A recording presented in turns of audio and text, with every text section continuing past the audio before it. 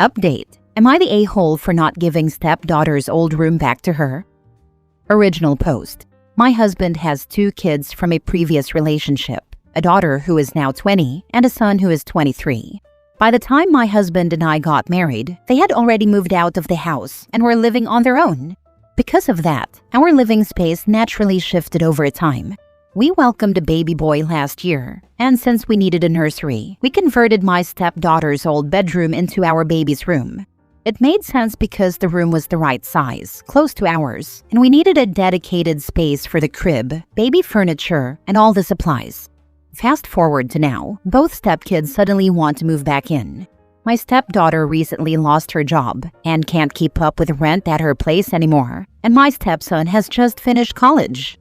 Since he moved back to our city, he's looking for somewhere affordable to live until he finds stable work. Naturally, they both turned to us and asked if they could come back home for a while. I told them they are more than welcome to move back in, but there's a catch. They'll have to share my stepson's room. The reason is simple. Our baby's room is no longer a spare bedroom. It's not storage space, and it's not sitting there unused. It's our son's nursery. All his clothes, toys, crib, and essentials are in that room. I'm not about to box everything up or rent a storage unit just to accommodate 2 adults who had already moved out years ago. They made their choice to leave, and I wasn't going to hold the rooms empty forever just in case.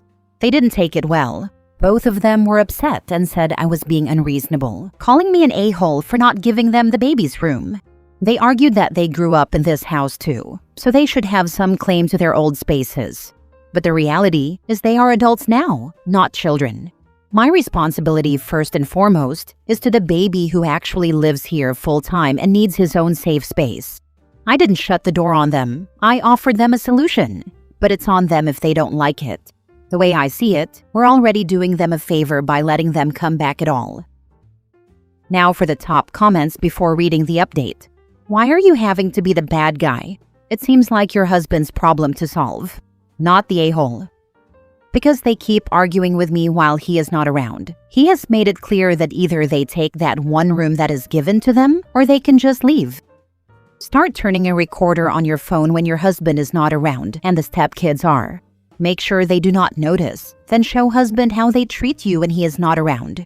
Maybe he will realize they should not move back in. Maybe they can share a cheap apartment. I don't need to. He believes me over anyone. I just don't want to be that kind of stepmom. If I told him they are bothering me, he wouldn't let them stay here at all. Does your home have a basement? Where is your husband in this equation? It has an unfinished basement that needs a lot of work done and will cost us a lot. We have a baby. It's expensive. We don't have extra money to just finish the basement for them. My husband agrees with me. They can move in and refinish the basement. Give them the basement. They need a roof over their heads, not every comfort they feel entitled to. They don't have the money either. Also, it needs to be temporary. I don't want 30-year-old adults living in my basement. I don't want them getting too comfortable. Now for the update. I decided to just tell my husband everything they have been saying. I didn't want to say something originally because I didn't want to cause problems between them, but they are old enough to know exactly what they are doing, so they should also be prepared for the consequences. I'm going through a lot lately. I'm still struggling with PPD that just doesn't seem to go away.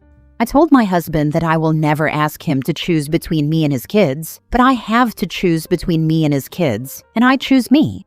My mental health is important. His kids haven't even moved in, but they are already here all the time and they keep arguing and nagging and pushing me to my limits, and I can't worry about them sharing a room. I have enough problems already. I told him I'm gonna stay in a hotel for a few days because I need to be away from him and his kids. This includes the little one. I just need a few days off from being a parent. He didn't let me leave and instead took the baby and left. He returned about an hour ago. He had bought some takeout for me. He asked how I'm doing and said the baby is with his sister and is doing well. He gave me the keys he had given his kids and said he took them away, and they can't just walk in ever again and need permission from now on. He said I should have just said something sooner instead of waiting until I got to my breaking point.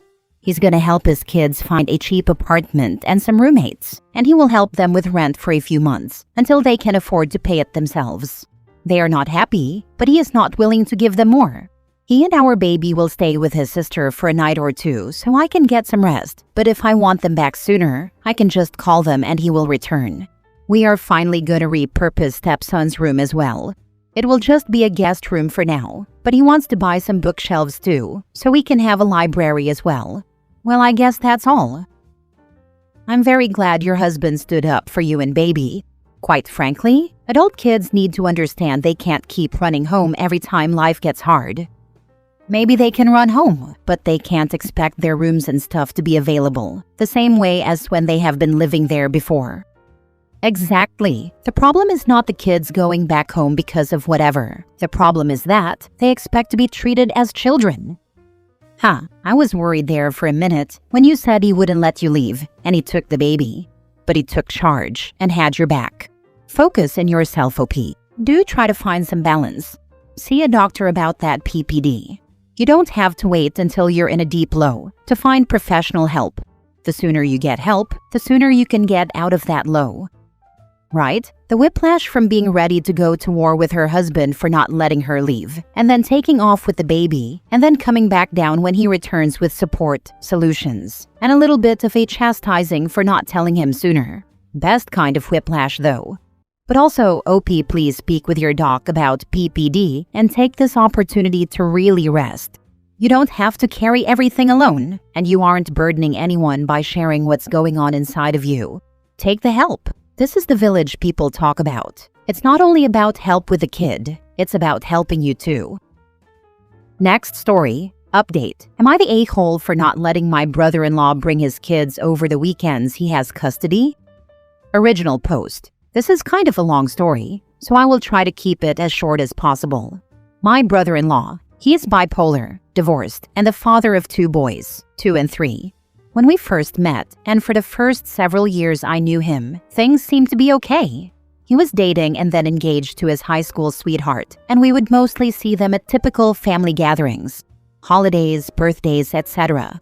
The first sign of serious trouble began one year at Christmas, when I made fun of him for believing that crystals were great for curing all of life's issues. Keep in mind he has a degree in microbiology. At that point, he just stopped talking to anybody in the family for a literal year. About 18 months later, he and his wife separated because he claimed she was enabling him to not have a job, and he wanted to get a job. And so, surprise! My wife told me the day he moved in that he was moving in. He hadn't had a job in the 5 years after he left college. I wasn't thrilled about this, but as my wife says, family helps family. About 5 months later, he got a job and moved back in with his wife. Not 2 months after he moved out, they announced that they were pregnant. When their youngest was 1 year old, something happened. He probably became manic. He had been self-medicating with crystals and weed for years, and he quit his job randomly, a job that was paying him about $80,000 per year. Almost immediately after this, they announced that they were pregnant with their second child. Because it was during the pandemic, he struggled to find a job, but finally found something running Ethernet cables at a factory. 2 months after his second child was born, he freaked out again, leaving his wife and kids and claiming that his second child wasn't his kid. He continued to work for 2 more months. Then he suddenly up and drove from Texas to Northern California, where he lived in the mountains and bartered with old burnt-out hippies. After 3 months of this, he moved back to Texas and in with his parents. He finally got on bipolar meds 3 months after he got back, and for some reason his wife, they weren't divorced yet, let him move back in. And then he sold his car, a '96 4Runner. Fast forward 12 months, he is still unemployed, now divorced and living with his parents. He is basically a stay-at-home dad. His ex-wife is a school teacher, and the only way for her to make ends meet is to be on food stamps. They are just now trying to get into an official custody agreement where he takes care of them every other weekend. He doesn't want to take them to my in-laws' house where he lives because my mother-in-law is addicted to pills. This situation is really bad. She basically doctor hops to get more pain meds. She weighs at least 400 pounds and is now so desperate for pain pills that she has broken 2 toes in the past month. The issue is now that he wants to conduct his custody weekends at my house. My wife, I love her to death.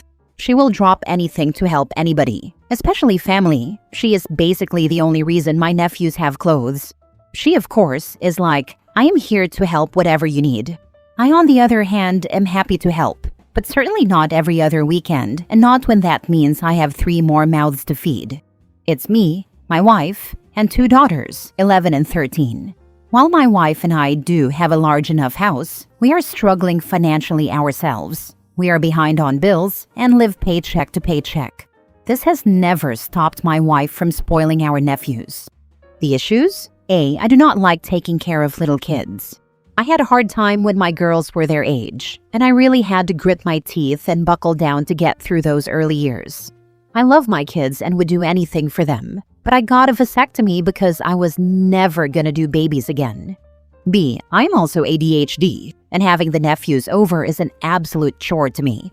They are loud. They run all throughout the house, throwing and dropping toys everywhere, and I literally count the minutes until they leave. We have them overnight about once a month, and while I try to have a good attitude, I just do not like it. And maybe I just don't like them, because I certainly don't mind my daughters having their friends sleep over, but I also don't worry about them electrocuting themselves or ripping a bookshelf off a wall. See, and this is probably my biggest issue. My brother-in-law is unemployed and has no assets to his name, not even a bicycle. While it is great that he takes care of kids all day, what is stopping him from working at least 20 hours a week? Certainly he could find a part-time job working 4 to 6 hours a day. My father-in-law would be thrilled to drive him to and from work. I am also worried about the precedent this puts on my wife and me moving forward. Certainly my mother-in-law, 66, will not be alive much longer. And my father-in-law, 67, has Alzheimer's. It's still early and he still functions well, but who knows when that will get worse, and we have to put him in assisted living. What are my brother-in-law's plans once his parents can no longer provide a place to live? I am certainly not letting an unemployed 37-year-old man with a college degree move in. I don't need more children. I understand that he is mentally ill, but I feel like my entire outlook on this situation would be different if he was contributing financially to his family and kids. My wife thinks I am an a-hole for my hesitancy and not wanting to help. This situation makes me so angry, I am even considering going to therapy to try and work through it. So, am I just a complete prick? Now for the top comments before reading the update. I'd tell your wife that this is divorce territory. If she wants to put a grown man who can't get it together over the stability of her family and ahead of her husband who she made vows to. Her brother is her extended family and became that once you signed the marriage license, not the a-hole. And to be clear, I would be willing to compromise and say that 1 weekend a month is doable. We kind of already do that. Where I get the issue is that, to me, I feel like one of the most important things I bring to my family is money. And if something happens to my current job, I would do anything in my power to contribute to my family's financial security, even working 2 jobs at odd hours if need be. And he is not doing that, and his kids are living off of food stamps. Not the a-hole for not wanting every other weekend of your life to be invaded by your brother-in-law and his kids. It sounds like your brother-in-law needs some sort of social services help. Not sure what or if anything is available. Kind of doubt there is. But this should not be your responsibility. Maybe he needs to live in an assisted living facility where he can have his kids visit on his weekends. If the man can't support himself, what is going to happen when his parents get too old to support him and need care themselves? It looks like you, your wife, and in-laws need to sit down and make some decisions about the future. So during the weekdays, he goes over to his ex's house and watches the boys. I am told he is a really good father figure. But you have really hit one I am thinking on the head, which is, he needs to have some sort of income. His wife is an elementary art teacher. She needs financial help with the kids. And my wife and in-laws need to be looking 5 years down the road. Now for the update. My wife and I got into a big argument about this before work this morning. I am really bad with timing. My wife did angrily agree that we are not going to allow this, but I feel that she will be resentful and hold this against me for at least a month. Although she would say that I won, I don't really think that is the point of what I was trying to accomplish. My goal was to keep a peaceful household that I don't dread coming home to every other Friday, and also to keep my family from becoming enmeshed with his. I still feel like the bad guy because I know how much my wife loves the nephews and likes to take care of them. Thank you for all of the replies. They made me feel a bit more sane. Your wife needs to get therapy and stop acting like she's brother-in-law's mommy and needs to fix his life for him. He doesn't have to learn to manage his bipolar kids or life because your wife is convinced she needs to help him. I say again, just have a convo with a lawyer about the situation, should you need to separate for a while, and see what you would need to make sure your daughters are safe with you instead of being around someone who can't manage to wipe his own butt without your wife helping. Why did she even get married and have children if she was just going to run behind him and baby him? Well, she is the oldest kid, and she definitely suffers from the burden of oldest daughter stigma. At the time we got married, everybody kind of thought her brother had his act together, and that he wasn't going to have kids, I guess. I also had that oldest daughter stigma put on me. I don't act like your wife, though. My 2 younger brothers have probably helped me out more financially than I've ever been able to help them after they both became adults. This level of, I need to fix this, that your wife has, probably won't stop until she gets some therapy to unpack everything that she got burdened with as being the oldest. I still need to do therapy myself, but I know that I need it. I just have no time as a stay-at-home mom to an almost 5-year-old. Hopefully, once he's in school next year, I can finally have some time to find a therapist and get everything unpacked and dealt with. Just curious, are you going to continue, or is this all settled now? It's settled now. Just feel bad that I have to put my foot down because I get that she is just trying to help.